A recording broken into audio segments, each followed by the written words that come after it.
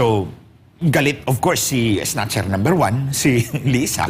Kay Andy Bautista, gusto niya makaganti. So, sabi niya, bumili pala ng latigo si Andy. Sabi ko, bakit?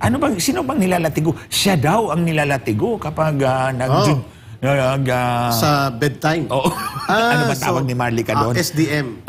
SDM, yes. SDM ang tawag dyan. Pervert yun perversion. So, nagpapalatigo siya. Nagpapalatigo.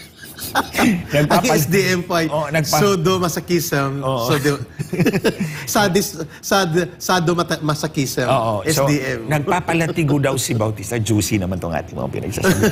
Okay, to si Andy nagpapalatigo daw si Bautista. Kaya nga minsan, pag pumapasok sa opisina, paika-ika kasi nilatigo daw the night before.